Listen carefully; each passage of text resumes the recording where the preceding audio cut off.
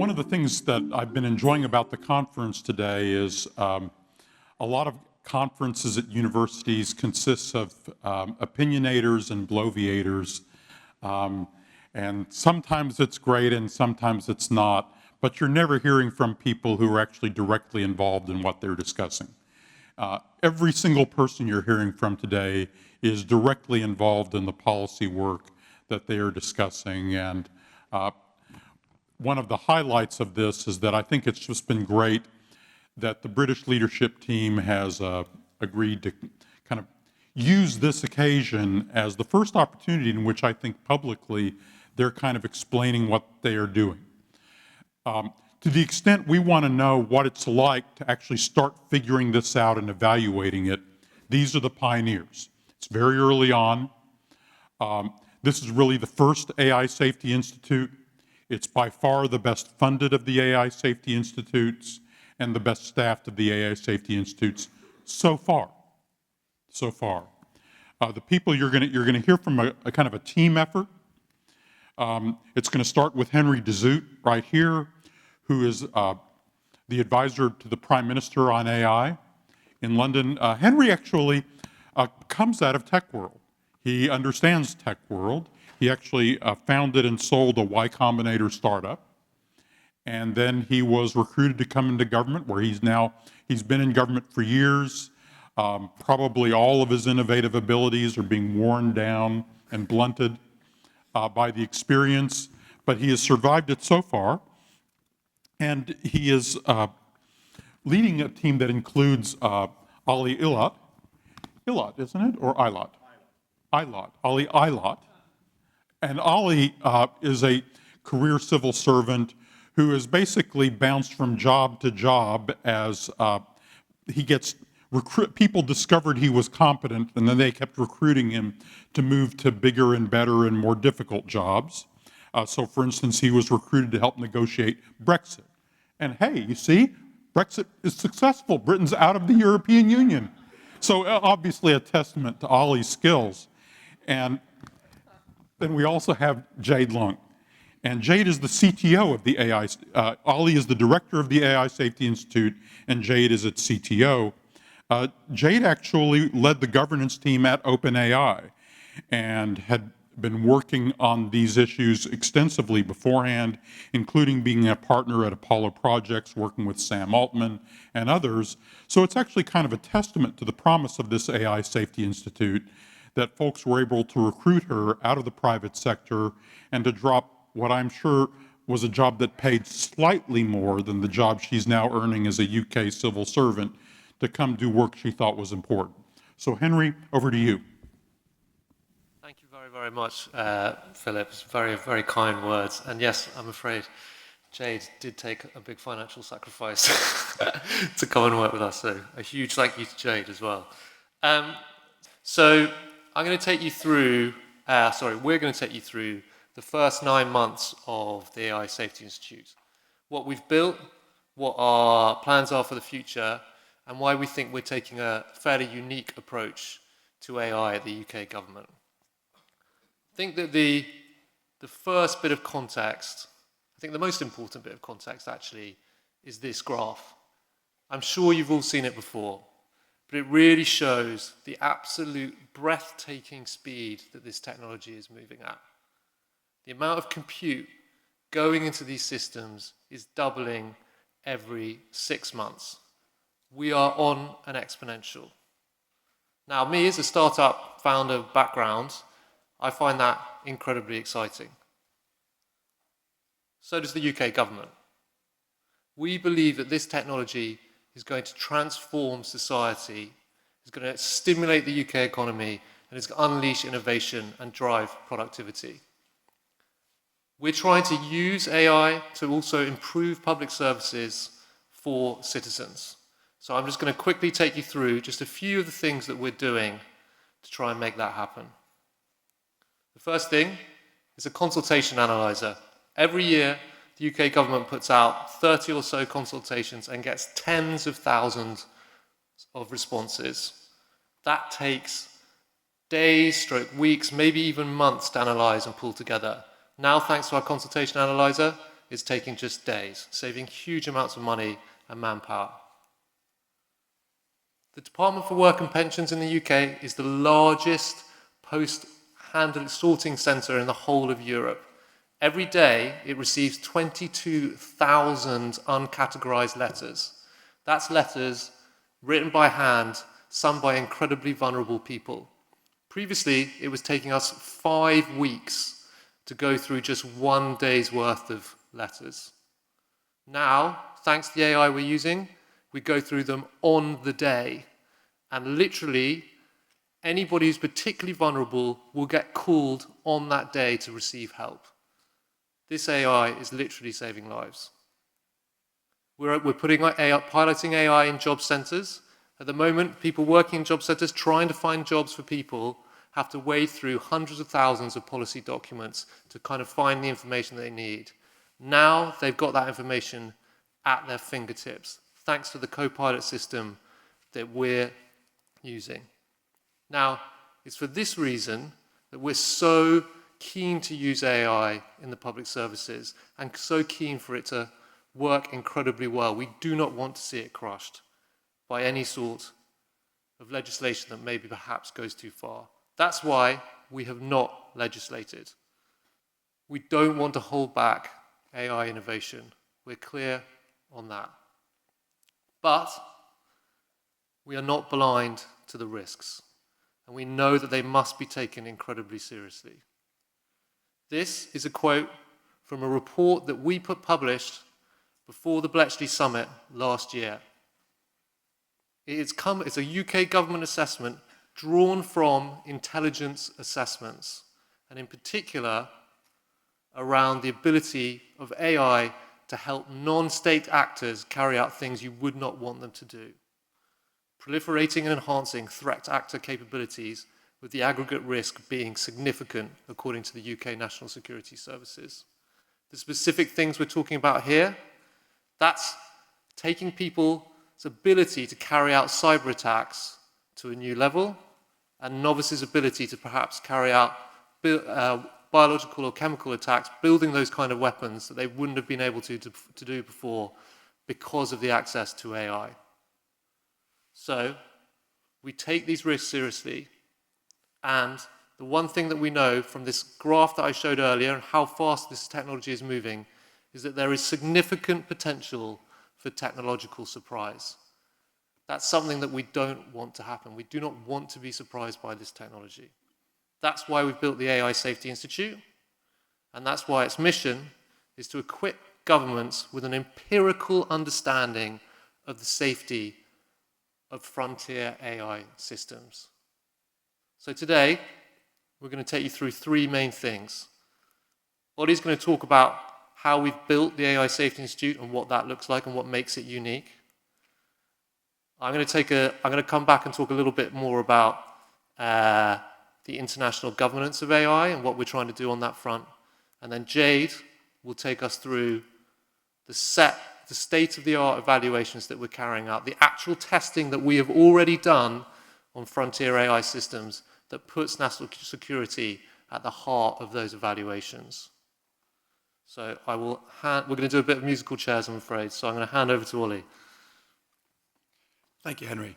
So I'm going to talk about the way we've gone about trying to build this organization. And I think that that is important to do because it's very easy in these sorts of settings to talk about things that governments should do. And very much harder to think about, okay, well, what new government capacity would you have to build for that to be possible? And when we're talking about something as extraordinary as this project, which is governments should have a way of measuring AI systems, it should have the technical expertise to be able to say what an AI model might be capable of being used for. You need to build a really extraordinary organization to satisfy those obligations. So I'm going to talk you through the stack as we are building it out. And it starts with funding, the thing that makes everything else easier. So in the US, you have, which I'm sure is very helpful in other ways, a separation of powers, which means that you have to go to Congress to get your funding. In the UK, we don't have that. So we started with £100 million. That covers us for our first couple of years, and then we've got a commitment on our funding continuing through to the end of the decade. So we've got the funding in place. The next thing we needed was freedom. Freedom from normal government ways of acting. So here we looked to some of the examples we encountered in the pandemic. So one of the things I was doing after Brexit was I ran the government's COVID strategy. And during COVID, we established a vaccines task force headed by a former venture capitalist. And we gave the vaccines task force loads of freedom from normal government ways of doing things so that it could invest in the vaccines that we needed. And we've explicitly modeled the AI Safety Institute on that precedent so that we can move more quickly than your average government organization. The next thing we needed, of course, was leadership. And when we're thinking about the leadership we're trying to bring together for an organization like this, we're trying to combine three quite different things. The first thing we're trying to bring in is a private sector startup energy, because we're building something new. And so we appointed, or the Prime Minister appointed, Ian Hogarth as the chair of the AI Safety Institute. And Ian is a former tech startup founder, now runs his own, or is a partner in a VC firm that does deep tech investment, and is the co-author of the State of the AI report. One downside now seeing this slide up on the screen is it looks like we've come to Ian's memorial. But Ian's bringing some of that private sector startup energy to it. The next thing we needed, the next ingredient in the leadership here, was national security expertise. As we've mentioned, and as Philip mentioned at the start, lots of our concerns about what AI systems might be used for are national security concerns. And so when we were putting together the board for our organization, we included luminaries like Yoshua Bengio. But we also included at the top of that list members of the UK's national security community. So the director of GCHQ, which is our equivalent of the NSA, our signals intelligence organization, is on our board, as is Matt Collins, our deputy NSA, and Alex, who's our chief scientific advisor, the chief scientist for the national security organizations in the UK. So we've got Ian, who's bringing the private sector energy. We're using our board to bring the national security community on board. And then the third element we wanted to bring to this was deep research expertise. So when we're putting together the C-suite of the organization, as well as Jade and I, we were putting together a really great team of research directors. We've been able to hire Jeffrey Irving, who led the scalable alignment team at DeepMind. Like Jade, someone prepared to make some sacrifices to come work in the UK government. And Yarin Gal, professor of machine learning at Oxford, and Chris Summerfield, who's a professor of cognitive neuroscience at Oxford, but also one of the earliest employees at Google DeepMind. And so when we think about our leadership cadre, we're trying to bring those three elements together: private sector, startup energy, the national security community, and real technical credibility through our research directors. Then we needed to bring through talent and start building out the organization. Because to do this, to build something which can do the technical work of interacting with AI models and measuring what those models can be used for, you need a cadre of people who unfortunately do not already work in the UK government. And I said that we are an unusual government organization. Most government organizations, at least in the UK, do not do their recruitment through a tweet with a Google Docs form. But on the day that Ian was appointed as our chair, he tweeted this call to arms and asked for people to step forward and come work in the AI Safety Institute. You'll see that that link is dead. In Europe, we have a thing called GDPR. So we tweeted a new version of the link the next day. And we have had thousands of applicants come through that route and come through the job ads that we've put through subsequently. And it means that we've been able to build a technical team within the AI Safety Institute. Today, it's about 35 researchers, but someone new starts every week. And they come from really extraordinary organizations. If you look around other parts of the UK government, they don't have people who come from lots of these organizations. The University of Oxford would be an exception. And that's the technical team we've built. And it's been so important to marry them with some of the most talented civil servants in the UK government to help us think through the policy of what we're doing, the international collaboration, and to help build the organization. And to give you a kind of picture of who they might be, if you imagine the kind of person who ran into the burning building of helping the government in its COVID response, and then when that was dying down, ran into the burning building of resettling Ukrainian refugees, and now has come to help set up the AI Safety Institute. That's the kind of badass person who has come to help build this organization. So we've got some funding, we've got the leadership, and we've got a team. The thing that enables that team to do their work is having privileged access to some of these models. So in June of last year, the Prime Minister at London Tech Week announced that we would, following conversations with the Frontier Labs, we were going to have early or priority access to the models that they develop. And then we need partnerships, because success for us in this endeavor, success is about mobilizing a much larger community to do safety research, to conduct evaluations. We are not trying to monopolize this skill within government.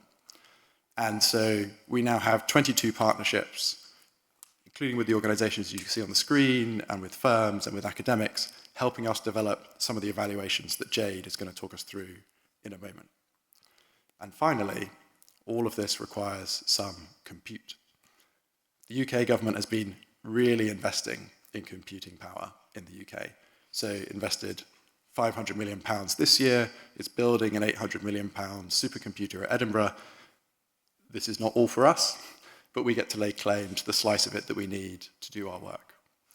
So that's an overview of how we're managing to get the funding, the licensing government, the leadership, and then to build this team to undertake this extraordinary task in government.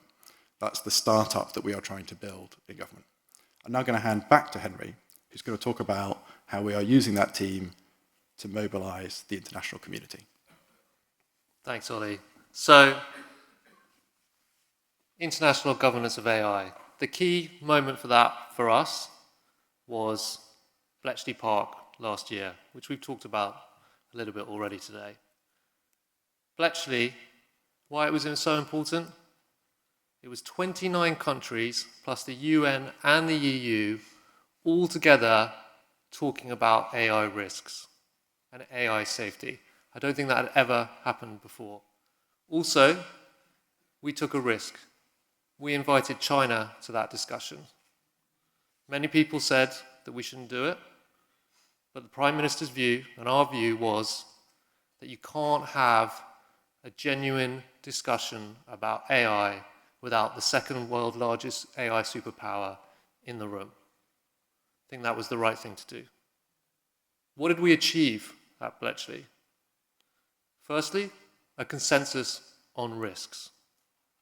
Countries all coming together and saying, yes, there are risks to this fast-moving technology, and we do all have to work together to try and work those out. We also, thanks to Joshua, who you heard from earlier, and also working with the 29 other countries, are going to have an international AI safety report, something similar to the IPCC style report. It puts our understanding of AI on an empirical scientific basis that everybody can agree. Thirdly, we won agreement on testing. Governments to be involved in testing and invest in testing. And crucially, the companies also agreed. They couldn't be in a situation where they were marking their own homework. And of course, the kind of testing and risks that we're worried about in terms of national security, it is only governments that can actually evaluate models for those kind of risks, such as chemical, biological. And Bletchley wasn't a one-off. We also have the Seoul Summit happening in May this year, and then after that, the French are going to take on the baton. So what we're seeing is the building up over time of what we're trying to do. An agreement of AI collaboration and efforts on governance over time being built up from the building block that is Bletchley. But it's not just about summits. The key part of this is technical collaboration. As Elizabeth talked about earlier, just a few weeks ago, we signed a memorandum of understanding with the US AI Safety Institute. That means these two organizations will work hand in glove and be interoperable. What does technical collaboration really mean? It means creating a shared approach to model evaluations. It means working and collaborating with other countries so that we can all have that shared approach and we can do this together. And it's to create, with other governments, international standards for AI safety testing. So, just to recap, we think we found a consensus on risk.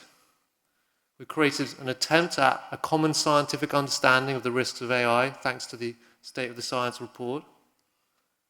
And we're doing technical collaboration on testing and standards. That is our attempt to mobilize international governance of AI. And we hope that it's the building blocks that can be moved forward in the future. I'm now going to hand over to Jade to talk us through the evaluation work, the testing that we've actually done, and some of the findings that we have come across thanks to the work of the AI Safety Institute. Okay, so what I will do is I will do a quick overview of what we intend to cover as we're building out our testing and evaluation. One thing to say up front is that the big bet that we've placed is to build up technical testing capacity, but it's not the only thing we're doing. So we're also doing foundational research on AI safety and work on standards and those kinds of things. But I'll just focus in on this right now because that's where most of our technical capacity is going. So really briefly, we cover a couple of different domains of risk. So we cover 4 domains of risk right now. The first is on misuse, which assesses the plausibility that AI systems could lower barriers to access for bad actors trying to cause harm. We particularly focus on chemical and biological capabilities and also cyber offense capabilities. We then have a cluster on societal impacts, which focuses on the impacts to individuals and society when you're interacting with models, particularly in everyday use. We have a team that's focused on autonomous systems, which is kind of tracking the trend of hooking up frontier systems to different types of tools that can take actions in the real world. And if you deploy those autonomously online, what are the kinds of risks that evolve from that? And then finally, we have a team that's focused on assessing the quality of the safety and security measures that are put in place around the models themselves to safeguard those models from being misused in various ways. So those are the kind of 4 areas that we cover. We cover them across a number of different methodologies, and we sort of have a range of different methodologies that we kind of stitch together as an evaluation suite. The first very common one is automated benchmarks. This is a sort of traditional ML community benchmarking method and gives you a broad capability assessment that's quite quick to run, but ultimately quite shallow. We then complement that with domain expert red teaming, where we have our national security folks and also domain experts that we work with externally sit down with the model across hundreds and hundreds of hours and do deep capability assessment across specific scenarios of risk that we're trying to assess. And then we run large-scale human studies, in particular human uplift studies, which is specifically asking the question of what level of uplift does this model give, provided compared to the counterfactual of just using web search or just using existing tools. And so we run large-scale randomized control trials trying to get to the bottom of that question.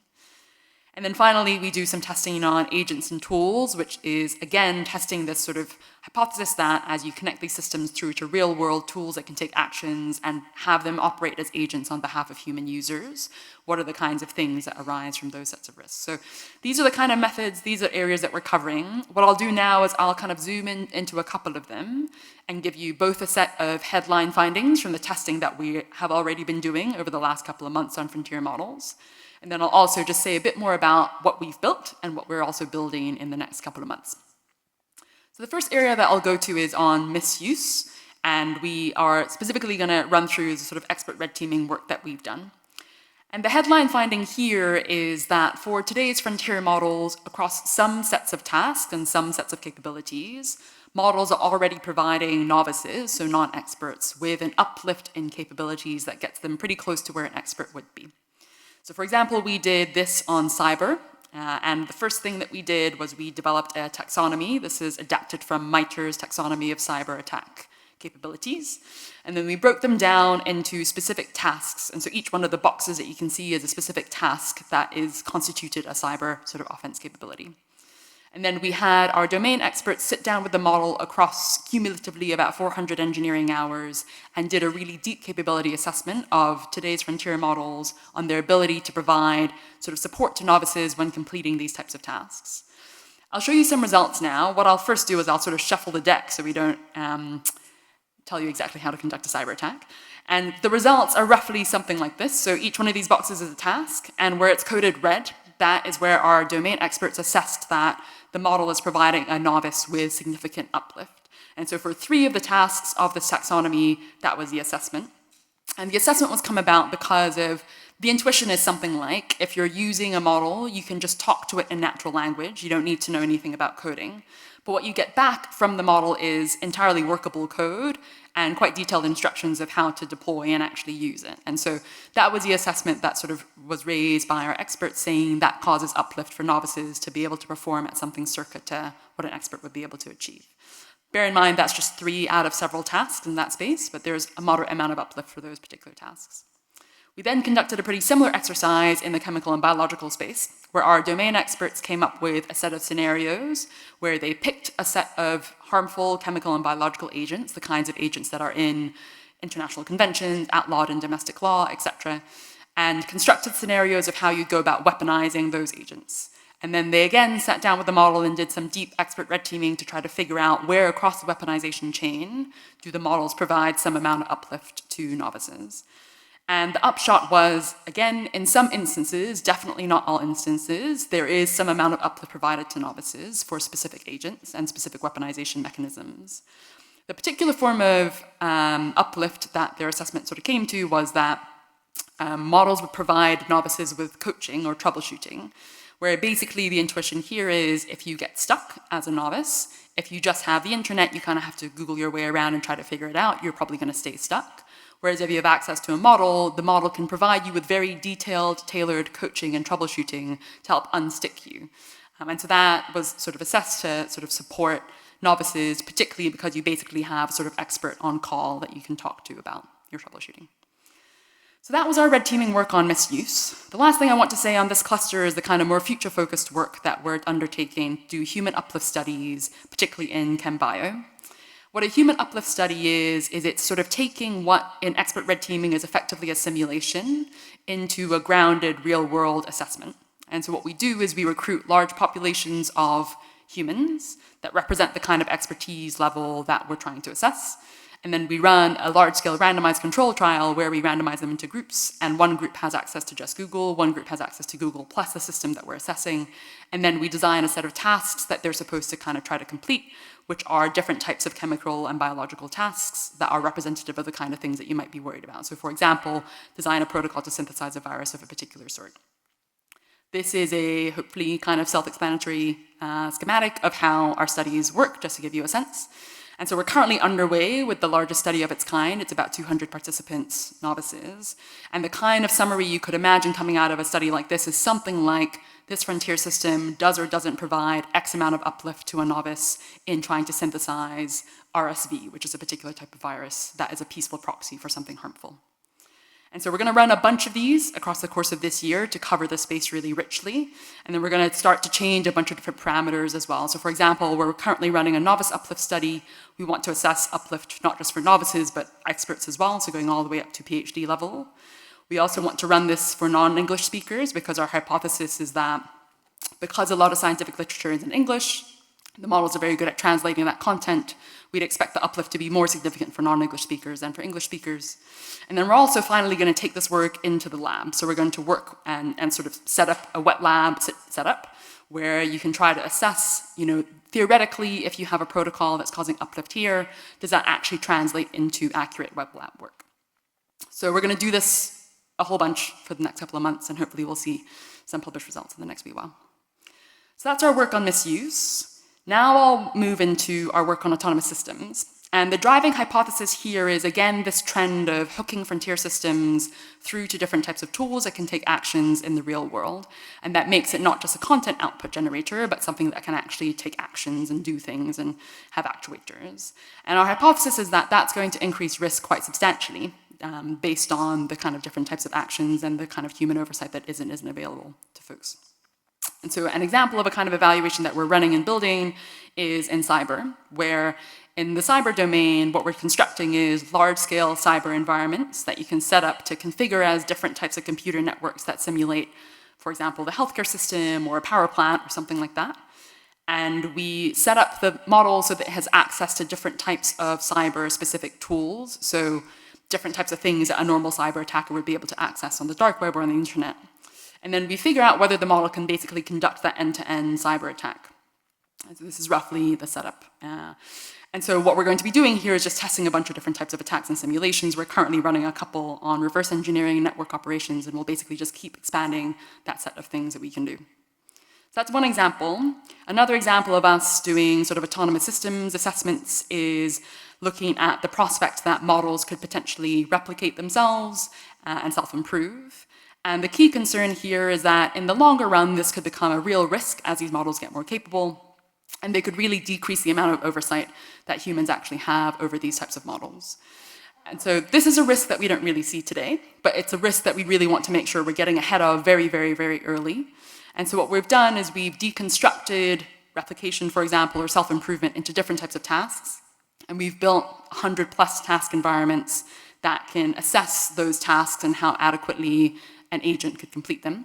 And then we also build an agent that can take a bunch of different actions in the real world, run code, use a browser, those kinds of things. And we basically just try to figure out how many of these tasks can today's models, tomorrow's models actually complete. To give you a bit more of a concrete sense, these are examples of the kinds of tasks that we've built and that we're running. And you can see that we've sort of got a big spectrum of easier through to harder tasks. Our preliminary assessments of today's models are they're somewhere between the blue and the yellow, so they're somewhere between an intern engineer and a junior engineer. They can't complete any of the very hard tasks, so they're not yet at a kind of research engineer level, but they can complete basically most of the green tasks somewhat consistently. So that's an initial flavor of some testing. We're very excited to keep testing this kind of work and make sure that we have early indications of models getting better at this stuff over time.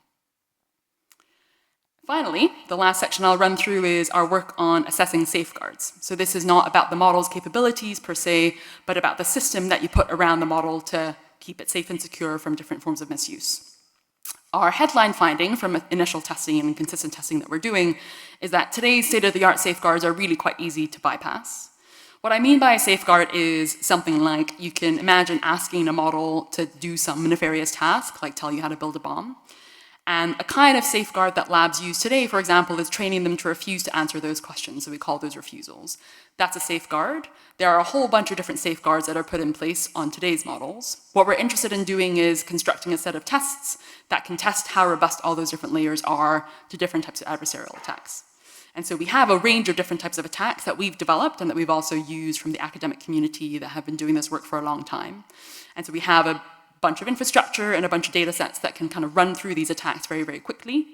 And unfortunately, the upshot roughly so far is that today's safeguards are really quite easy to bypass, and we can bypass them with attacks that are quite low in terms of the expertise requirements and don't require that much resources to run. And so we think there's a whole lot of work left to do in the safety community to make these safeguards more robust to different types of attacks. That's a quick overview of the work that we're doing in terms of evaluations, what we're testing, what we're finding, and hopefully there's more to come. And I'll hand over to Henry to wrap up. Thanks, Jade. So I just want to take us back to this graph that I started on at the start, just before we end. So everything you've just heard, the things that we found with the models that exist at the moment. But we are on an exponential. And exponentials have a very nasty habit of surprising us. So we could see very big improvements in the capabilities of these models very soon. That's what we have to prepare for. That's why we're building the startup in government as quickly as we can. It's why we're moving as fast as we can on international governance of AI, working with the US Safety Institute. And it's why we're trying to build these state-of-the-art evaluations quickly, harnessing and putting national security expertise at the center of those evaluations.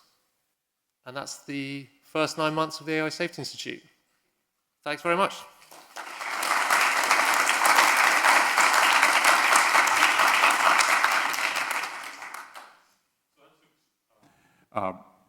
the American Manhattan Project actually was an idea that was brought to us by the British. British missions actually came to the United States, Henry Tizard, others, in 1940 and in 1941, and made some persuasive arguments. And fortunately, there were Americans on the receiving end, people like James Conant, who understood what they were hearing and who could retail that to people like Franklin Roosevelt and George Marshall and spur action on an industrial scale that America could afford. I'll tell you that at the moment, despite Elizabeth Kelly's best efforts, they are funded at a level right now that is more than 10 times the amount of money available to the U.S. effort. They have an assurance of funding that goes out through the decade. The President has made a request for funding from the Congress, which is not yet funded, which, if that request is successful, will not quite catch up to the UK level for this year. So I do think, though, that as we learn more about all of this, it will also empower people like Elizabeth and other Americans to make a case about American investment and American concern. But it's also a tribute to the United States government and to the Department of Commerce that rather than viewing the UK effort from a distance, they're actually doing things to try to partner up and pool resources in the interim period while we're gearing up and they're gearing up so that each of us can use our respective capabilities and authorities in the best way we can for the common interest. We're going to have a big issue that's coming up as to who else is in that circle. And that's partly an issue of who wants to step up to be in that circle, who wants to contribute to be in that circle. And then there's also going to be an issue of who do we want in that circle. And there are references that are made, for instance, to the Five Eyes and other precedents from the intelligence world.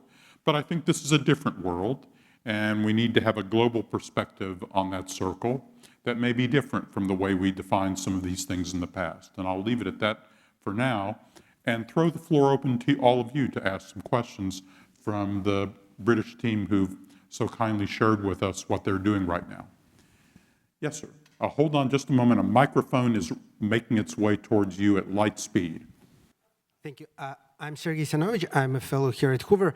My question, I guess, is to Jade. So you run these tests about, very interesting, I think, very helpful, and I look forward to seeing the results published. How much, these models can uplift humans in various tasks. My question is, did you test if experts or the models themselves can detect if the content was produced by a model versus a human? So for the round of tests that we did right now, no. Although we think that's a pretty crucial question to get to the bottom of, because one of the things that we need to round out in our assessments is not just is the model providing different types of answers appropriately, but are the answers accurate for one, and then can you tell whether or not it was generated by a model versus provided by a human expert. So no, the short answer is we haven't gotten to the bottom of that yet, but that will be built into our future studies. I have a question way down here. Wonderful. Thank you for bringing it over, and also thank you for the great work you've been doing for the first 9 months. I'm really excited for what's to come. I'm Anka. I'm a CS PhD student here at Stanford, and I have 2 questions. The first one is for Henry, probably. You mentioned, or it seems like you're taking compute as a proxy for risk and capabilities, and I was wondering whether you're also looking into other paradigms outside of foundation, like language models and their multimodal counterparts, such as causal models or neurosymbolic AI, and test that for risks and capabilities. Question number 1. Number 2 is probably for Jade. That's on human and optimization-based attacks. And I was wondering if, based on your first results, you can tell if it's easier to defend against human or optimization-based attacks. So on the first question, good question. So currently we've quite tightly focused on just frontier models, i.e. really large language models, and the kind of multimodal capabilities, long context windows, et cetera, that are being built into those. That is partially a focus question for us, and then it's partially a sort of, if we were to distribute where we expect most of the risks to lie, it would be primarily from those models. The one exception to that is that we're doing a lot of work on narrow biology models and biological design tools like structure prediction models, inverse protein folding models, those kinds of things, because those also fit into the threat models that we're worried about around biological weapons and those kinds of things. But the short answer is we're primarily focused on large language models right now, but a lot of that is threat model driven, and so I think if there were strong cases in favor of other types of models, other types of paradigms being important, we would totally expand the aperture. That's first question. Second question, we're not seeing a huge amount of delta between AI-based attacks and human attacks. I think probably the main emphasis we've been placing so far is the way that our kind of infrastructure and our testing works is we have a bunch of kind of preloaded attacks that have been either in literature or novel attacks, and then we do human-based permutations on those to kind of explore the semantic space around that. And that's ended up being quite effective, because if you have an attack that's been in literature for a while that's already been patched, usually you can kind of circulate around that quite easily. Honestly, our sort of AI-assisted attack methods are not super sophisticated at the moment, and we're working on them, and I wouldn't be surprised if later down the line, at volume, that would be more effective. So let me follow in quickly with a question having to do with uplift. The uplift scenario is basically a scenario that is very concerned about terrorism or relatively unsophisticated actors,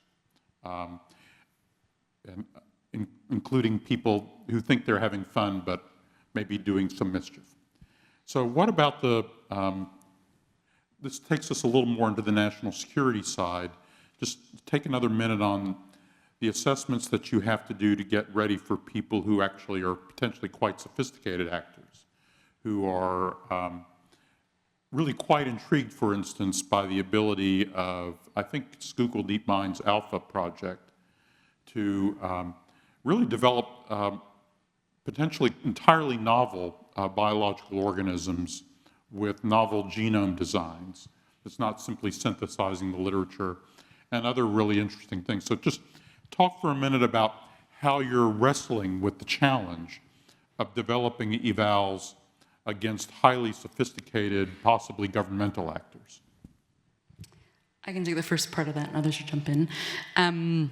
So the human uplift studies themselves are not necessarily anchored to non-experts. So we can run, and we will run, human uplift studies where the population are not novices, but they are folks who at least have a PhD. You could imagine running the same structure, but the number gets much smaller when you have folks who've worked in governments, for example, who have a certain type of expertise. So the method itself scales quite well to whatever question you want to ask. The reason why we started with novices right now is because if you don't see a novice uplift, you're quite unlikely to see much uplift for more expert parties down the line. Your question generally, though, is a really good one, and I think the threat models that we're worried about, we've kind of split them into one threat model, which is more at scale for low expert actors, lowering barriers to access, versus sort of uplifting really sophisticated actors that are very well resourced and sort of changing the scope of what's even possible in the first place. So for example, I mentioned narrow biology tools. What we're already finding now is that with large language models today, if you just use them on your own, you can't do that much because they don't have chemistry and biology knowledge, and so an expert already beats them on certain dimensions. But there are these kind of AlphaFold-inspired narrow biology models that can do things that humans can't do at all, and can really sort of raise the ceiling on what's scientifically possible in the first instance. And so our approach to that has been testing those models and trying to figure out how good those are getting. And then also, I think the real uplift will be if you can get a large language model to hook up to those tools and figure out how to use those tools, then that really changes the game in terms of who has access to those kinds of new scientific capabilities. I think the last thing that comes to mind is that I think one of the things that would be most interesting to explore is what happens as you increase the amount of resourcing available to the people that you're running through these human uplift studies. So right now, they just have a certain amount of time to complete a task. In the real world, they can throw money at it, they can throw a bunch of stuff at it. And so you can imagine setting up studies where there's a lot more variability in terms of what the study participant can actually do, e.g. work in groups, for example, and tap into different types of expertise. We're really interested in testing those too, because basically the gut instinct is the closer and closer you get to actually simulating what a bad actor could do in the real world, no matter how well-resourced they are, the closer you'll actually get to a reasonable assessment. Right. Back out to the audience. Hello, I'm an undergraduate studying math. I'm curious what your view is of the industrial organization of the sort of foundation model economy. Because one thing you could say is that right now the most important foundation models, and really the only frontier ones, are American. And if you increasingly need more compute to get to the next generation of sort of ability, then they're still going to be American. And so maybe in that state of the world, then the important thing is to get safety experts that are embedded at places like OpenAI, Google, Anthropic, and that's the most effective regulatory or safety action that one could take. And so I'm curious what your view is of the future sort of evolution of this foundation model economy and how that's fed into your regulatory strategy and your tripartite strategies here. So it's a great question. I think if you scale all the way out and you think you're prepared to take the potential risks of AI seriously, and you think, well, what does it mean for there to be a scenario in which actually those risks are adequately managed? I think if you play that scenario out over a timeline of 18 months, 2 years, 3 years, it involves the government having some type of competence in these issues. It feels difficult for me to imagine a way in which that doesn't happen. Even if you're then in a world where most of the safety work, most of the safety testing is happening in the private sector, you still want the state to at least understand the risks that are being posed by these models. And then if you take a next step in the chain of logic, you think, well, actually, in this scenario where it's okay, it seems inevitable that that is in some sense an international coordinated effort. It's very, very difficult to be a unilateral state actor in these spaces thinking about these problems.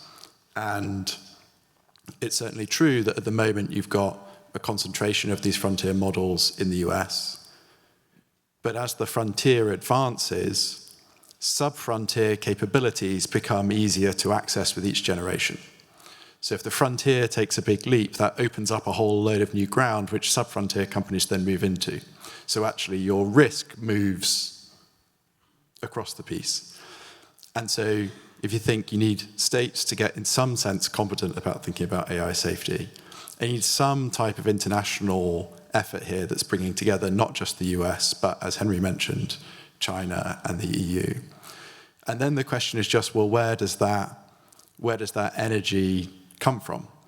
And I think the thing that we were trying to demonstrate with Bletchley is it can come from a place like the UK if you have a clear idea about what you're trying to achieve and can tell a good story about what you're trying to do and are prepared to spend some capital to make it happen. So I'm agreeing entirely with the premise of your question, but that's our sort of logic chain as to why it's nonetheless so important to make this effort. The only additional thing I would add to what Ollie has said there is, I think you're right to say that America is the absolute key on all of this. The US is ahead. Jade and I were in China a few weeks ago, and they are behind, and a lot of their models are built off a lot of open source American models. So that's why what Elizabeth is doing, what the US is doing with the Safety Institute is so important, and why we felt it was so important to get that memorandum of understanding going with the US and creating that collaboration as quickly as we possibly could. And we're really pleased that is happening. And then, of course, everything that Ollie has said about the sub-frontier and those kind of risks and those moving out and making sure we have that international consensus is then also a big part of all of that. Yes, hold on just a moment. So it would be an understatement to say that you're trying to address a very dynamic problem. It's changing as fast as you can identify new things to address or to test.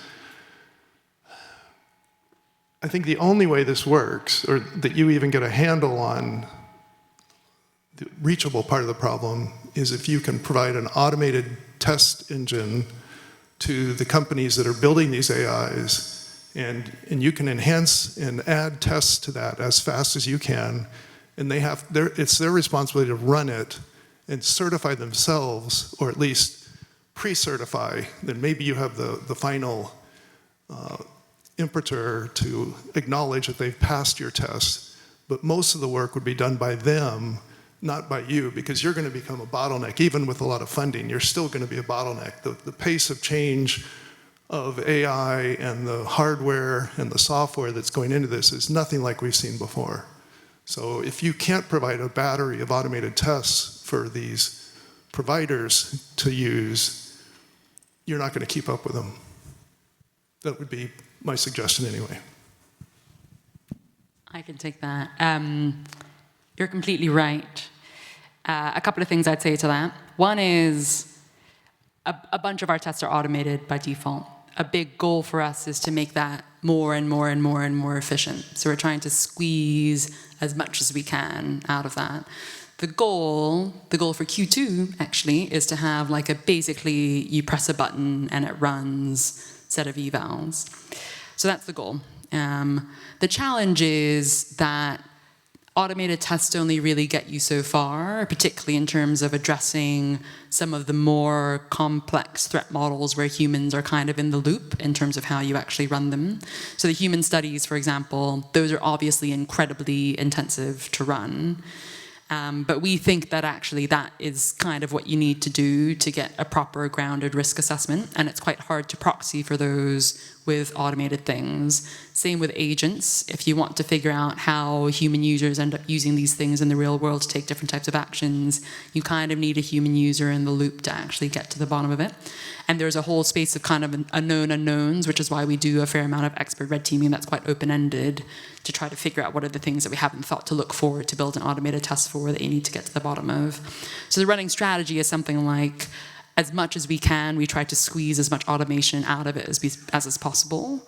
But there's a really strong hypothesis around you need to be running a whole bunch of other types of things that are ultimately quite intensive. And ideally, the thing that you would do is you would design a framework where you can run the automated tests, and that helps you flag certain areas that you then dive into that are more resource intensive, so you can do a bit of triaging. That's the current thought. But I agree with the principle that that kind of stuff moves incredibly fast, and I think the more that you can squeeze efficiency out of it, the better. I guess the other thing I'll say is that we move quite fast, generally. And so we managed to get quite a lot done, and we're shrinking the window of time it takes for us to actually do pre-deployment testing by days, by weeks, as we get on. So we'll see. But thank you for the question. And if I could just come in off the back of that, one thing to say, and maybe this wasn't an implication behind your question, but it was an implication that kind of lingered in the corner of the question. We aren't here to certify that a model is safe. That's not our job. It's the job of the developer to develop a safe model, and if you're deploying a model in a particular setting, that's your job to make sure that you're using it safely. And we're not, at the end of our testing, turning around to a company and saying, great job, safe model. Instead, what we're doing here is we're trying to equip governments, and through government citizens, with an understanding of what models can do, so that a whole load of other decisions can be made more effectively than they otherwise would have been. So if you imagine you're a government today, and you're trying to think through, what should I be concerned about with an AI model? What are the national security risks? Am I staffed up adequately on those national security risks? How should I regulate? If I want the developer to be doing their own tests, what tests should I be encouraging them to do? If you think about those sorts of questions, at the moment, as a government, you are totally blind because you have no in-house technical ability to be able to evaluate the models and what they do. And what we're doing is plugging that gap. We're bringing knowledge to bear where there's currently a gap and making all of those other questions of governance easier. But what we aren't doing is certifying that models are safe. So if you'll see then how this links in a little bit with some points I was making in my presentation earlier this afternoon, where I was talking about them not being a regulator, but instead being a trusted intermediary. And then your question also implies a level of intimacy in the pre-deployment testing phase that has a lot of implications for how companies are relating to this entity, including their IP when they're in fierce private sector competition. So, but in a way, the argument that we're all making here is not an argument that says we're anti-regulation. Actually, I think the position we're taking is agnostic. It's simply saying that these entities, their goal is not to make social judgments about the risks and what to do about the risks. It's to inform those judgments. And then people will have their arguments in democratic societies, we hope, while they're also guarding against the fact that the arguments in some other societies are going to look a little different. Hi, are you also evaluating defender uplift or blue teaming, as we call in cybersecurity? Good question. So no, currently. We currently mostly focus on the cyber offense side. It ends up coming into a lot of our assessments that we basically know we need to get to the offense-defense balance question rather than just the offense question. Because ultimately, the calculus you're actually making is, what's the offense-defense balance, not just how does it affect one side or the other. So the short answer is we don't currently do that, but we know we need to, and we know we need to get to it because that ends up filling out the picture. Good question. So this is where I'm going to wrap this up, but one point I want to make just before we close this session is this. 1 year ago, none of this existed. 1 year ago. There was no AI Safety Institute. None of these people had been hired, nothing. No funding, nothing. 1 year ago, people were writing op-eds in places like the FT that were inspiring people on the British government to scratch their heads and wonder if they should do something. So there's a level at which you hear about a lot of these ominous concerns and it makes you feel worried and you wring your hands. And that's true. But there's also a level at which you say, a year ago, we were doing 0, blank page, and and you're hearing what we're presenting today about things that are already happening now in that span of time. This is not the stereotype about how people think of the pace of government action. So this is a little bit above the stereotypical median, and I think that's worth some appreciation and gratitude, and in addition to the fine presentation you just give. So thank you.